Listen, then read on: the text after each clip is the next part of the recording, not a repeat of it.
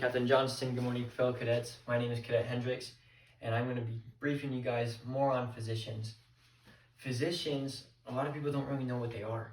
I'm going to be telling you what they are, what they do, how they help people, how one can become a physician, the difference between the physician in the Air Force and not, and also some scholarships and some possible career opportunities in the future.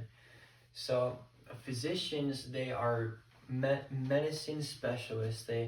They study medicine, and also they're qualified to diagnose people in different for different illnesses, different diseases that people have, such as cancer, bronchitis, whatever it may be that this person has, diabetes.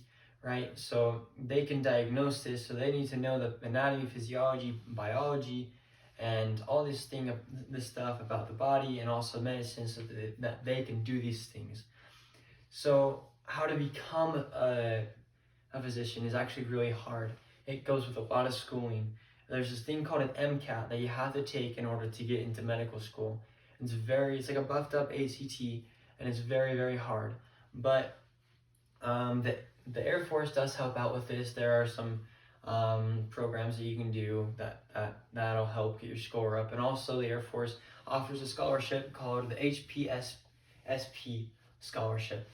This HPSP scholarship helps with a stipend every month of $2,250, and also it actually pays for your medical school if you get a good enough score on your MCAT, and also if the Air Force elects you for this scholarship.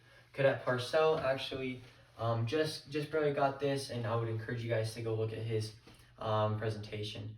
And the HPSP scholarship requires 8 years of service after 4 years of ROTC and 4 years after your medical school.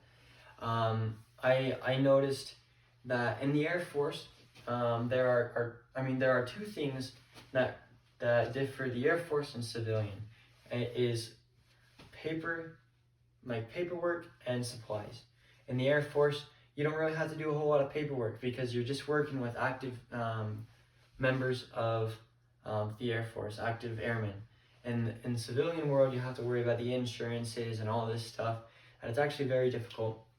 And you get very bored, and you're not really working a whole lot with the person, whereas in the Air Force you are. Also in the Air Force, there's a whole lot more supplies and a whole lot more things that you can use so that these people can get help. Whereas in the civilian world, you might not get all that information, all that stuff. And some possible career fields out there are family physician, certified medical research, and certified physician executive, and there's actually so many more that I couldn't even list them all.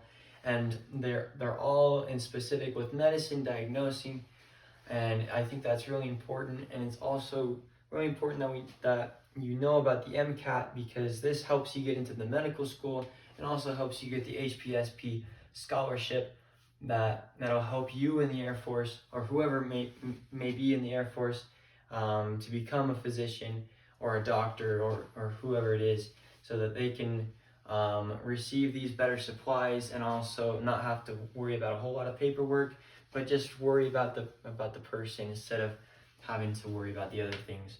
And there's a ton of different career fields out there that are just waiting for people like us to take care of. This concludes my briefing. Are there any questions?